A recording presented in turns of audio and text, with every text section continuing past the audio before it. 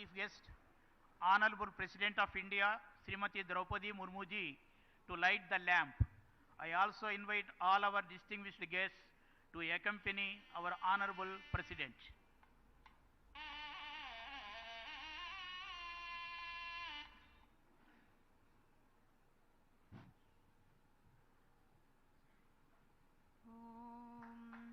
हारनूपुर किरीट कुंडल विभूषिता वयवशोभिनीं कारणेशवर मौलिकोटि परिकल्प्यमान पदपीठिकां काल काल फणिपास बाण धनुरंकुशामरुण मेखलां फालभूतिलकलोचनां मनसि भावयामि परदेवतां गन्धसार घनसार चारुनवनागवल्लिरसवासिनीं सान्ध्यरागमधुराधराभरणमन्धरानन शुचिस्मितां मन्दरायत विलोचनाममलबालचन्द्रकृतशेखरीं इन्दिरारमणसोदरीं मनसि भावयामि परदेवताम्.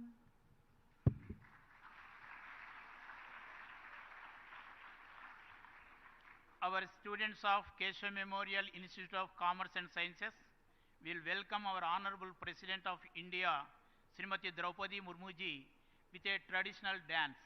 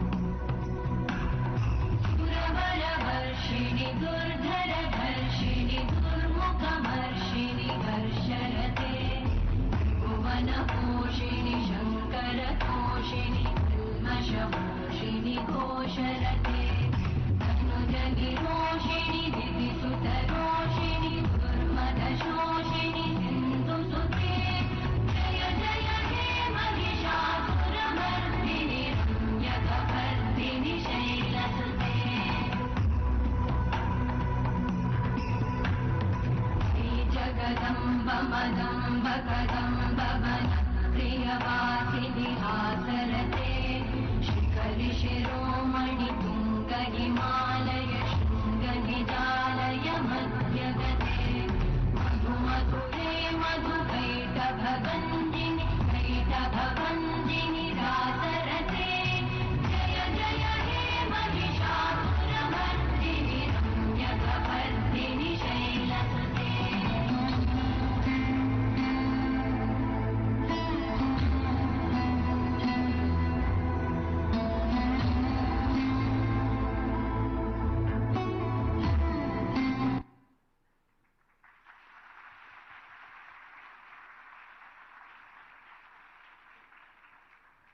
It is time for us to extend a formal welcome to our chief guest. I invite our President of Keshav Memorial Education Society, Justice L. Narasimha Reddy Garu, to welcome our Honorable President of India.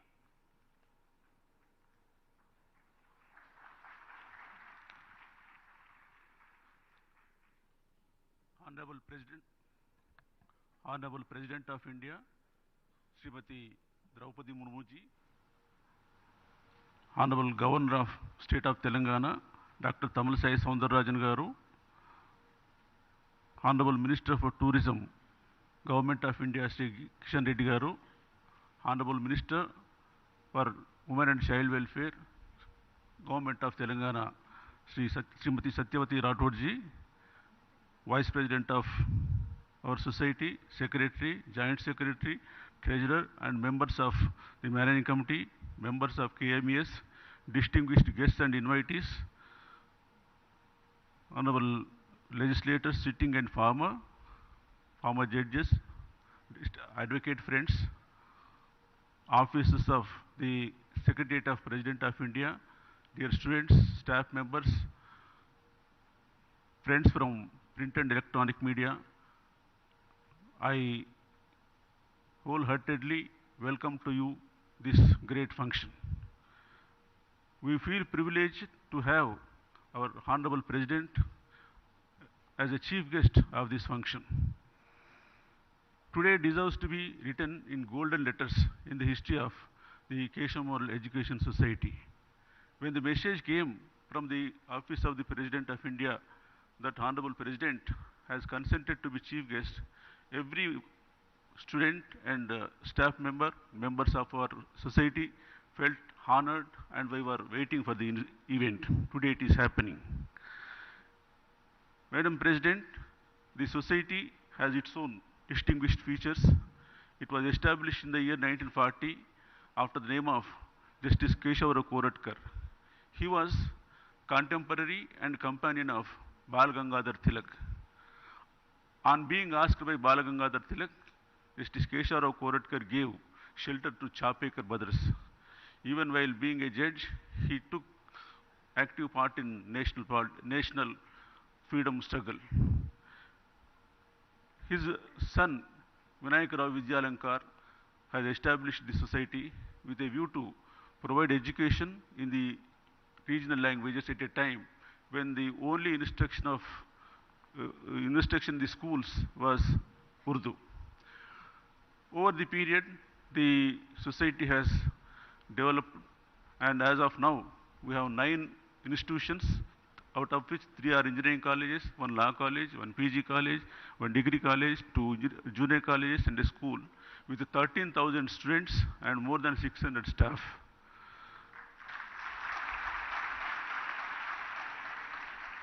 Our society runs on a typical and disciplined manner. We take pride in serving the students in a specialized manner to make them imbibe the cultural and social values along with the education. We take pride in announcing the scheme, the Aparna Hastam, whereunder if a child lost one or both the parents during COVID, we provide free education to them up to 10th class.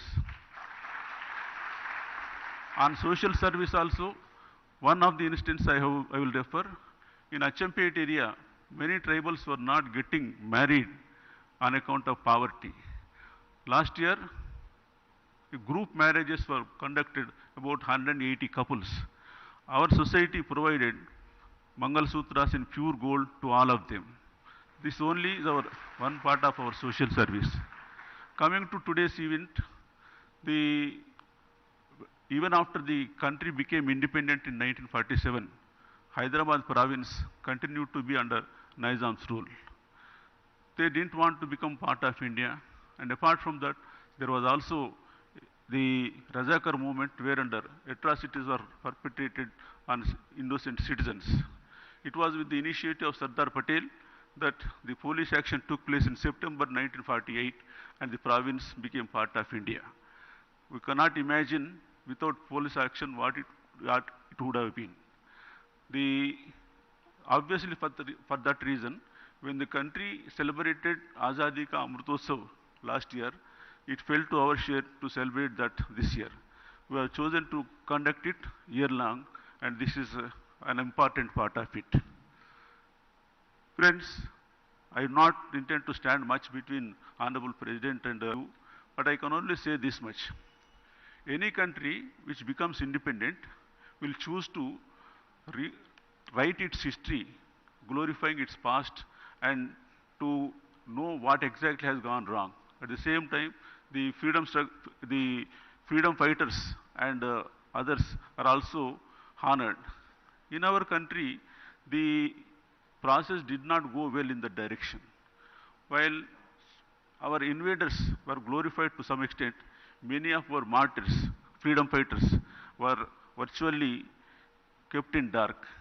Yesterday itself, the country celebrated the Veer Bala Divas. Till yesterday, till last year, many of us didn't know what exactly it is being celebrated now. Guru Govind Singh, fighting with Mughal forces, died. His elder son also died.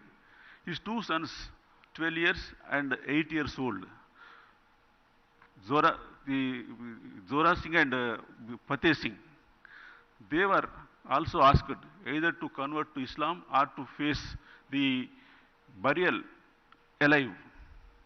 Then both the boys did not budge, and they said, all right, whatever you want, you do. When both the children were made to stand and the bricks were being constructed all around, they did not express even a semblance of grief. But when the brick came up to the level of the younger boy, the elder Zora Singh, he started weeping. Then people were thinking that he was getting afraid. When he was asked the reason, he said, being elder, I should have died first. But my younger brother, being short, is meeting with the death soon. That is my worry. We are not afraid of the death. That was the bravery. And how many of us know our history does not contain any of these instances? Same thing, Jatin Das Bose. He was the only person who did the fast until death in Lahore jail. In spite of the force being used, he continued fast, and on the 30th day he died. And Netaji Subhash Chandra Bose went all the way to Lahore to collect the dead body. And the chronicle says, till now, the crowd that gathered from Lahore to Calcutta was not of that size. That was the patriotism shown by them, and that was the respect shown them at that time. But unfortunately, that does not form part of our curriculum. So is the case with our ancient inventions and many great things. One heartening thing is that at least now the corrections are taking place. And coming to our great president here, it is indeed a great honor for us that Honorable President is here. She is an embodiment of learning, grace, and at the same time, simplicity. Normally, whenever a person is identified for a high office, the tendency is to indulge in celebrations and temples inviting them with Purna Kumbham, so on and so forth. Nothing wrong about it.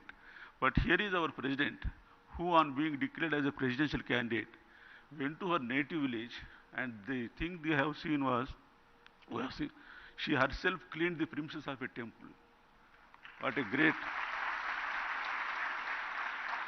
It should be a lesson for everyone here, and whatever be of the walk of life, that attachment with the native place and the tendency to be simple and at the same time disciplined is not something which comes to anyone automatically.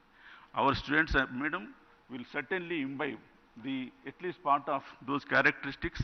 Already they are into the value system, cultural system, and every formal festival is conducted here with zeal, and the whole society and institutions run as a family. I wholeheartedly welcome you once again and it is our privilege that the Honorable President are here. Thank you very much.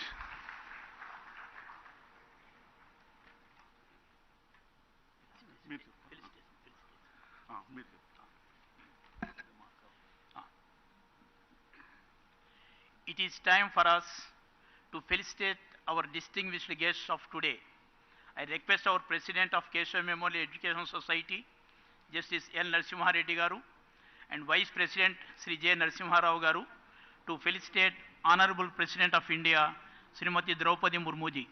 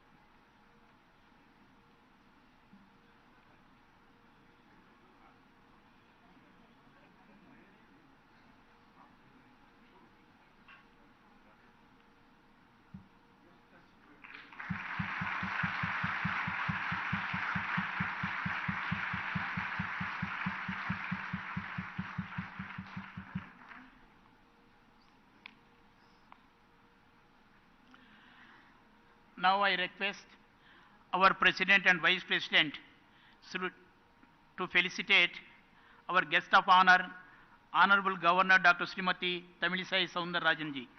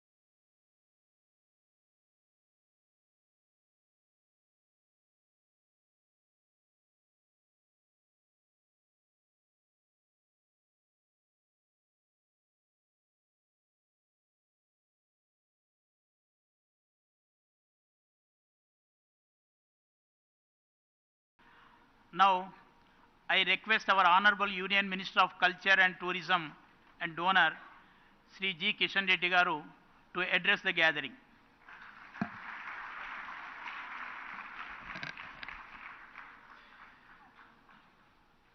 ఈనాటి కార్యక్రమానికి ముఖ్య అతిథిగా వచ్చినటువంటి గౌరవనీయురాలైనటువంటి భారత రాష్ట్రపతి శ్రీమతి ద్రౌపది ముర్ముజీ, అదేవిధంగా Telangana governor అయినటువంటి శ్రీమతి తమిళసాయి సౌందరరాజన్జీ, తెలంగాణ రాష్ట్ర మంత్రి అయినటువంటి శ్రీమతి సత్యవతి రాథోడ్జీ, ఈ యొక్క కేశవ మెమోరియల్ ఎడ్యుకేషన్ సొసైటీ అధ్యక్షులైనటువంటి జస్టిస్ ఎల్ నరసింహారెడ్డి గారు, ఈ కార్యక్రమంలో పాల్గొంటున్నటువంటి అనేక మంది ప్రముఖులు, అదేవిధంగా ఈ విద్యాసంస్థకు సంబంధించినటువంటి టీచింగ్ స్టాఫు, విద్యార్థులు, పత్రికా విలేకరులు అందరికీ నమస్కారం. భారత రాష్ట్రపతి శ్రీమతి ద్రౌపది ముర్ముజీ ప్రతి చలికాలము హైదరాబాద్లో ఉండేటువంటి సాంప్రదాయం అనేక రోజులుగా కొనసాగుతుంది. అందులో భాగంగా ఈరోజు మరి నిన్నటి నుంచి హైదరాబాద్లో ఉన్నారు. మన యొక్క కార్యక్రమంలో వారు పాల్గొనడానికి అంగీకరించారు. మనకందరికీ తెలుసు, గత ఒక సంవత్సరంగా మన దేశానికి స్వాతంత్రం వచ్చి 75 సంవత్సరాల స్వాతంత్ర ఉత్సవాల పండుగ ఆజాద్ కా అమృత్ మహోత్సవ్ అనే పేరుతో అనేక కార్యక్రమాలు భారతదేశంలోని అనేక ప్రాంతాల్లో మనం జరుపుకుంటున్నాం. ముఖ్యంగా అనేక మంది మహనీయులు ఎవరైతే దేశం కోసం త్యాగం చేశారో, బలిదానమయ్యారో, ఆ మహనీయులను స్మరించుకోవడము, వారి త్యాగాలను, వారి బలిదానాలను, స్వాతంత్ర చరిత్రను నేటి తరానికి, యువతరానికి, భావితరానికి అందించేటువంటి కార్యక్రమంలో భాగంగానే ఈ యొక్క ఆజాద్ కా అమృత్ మహోత్సవ్ కార్యక్రమం చేస్తా ఉన్నాం.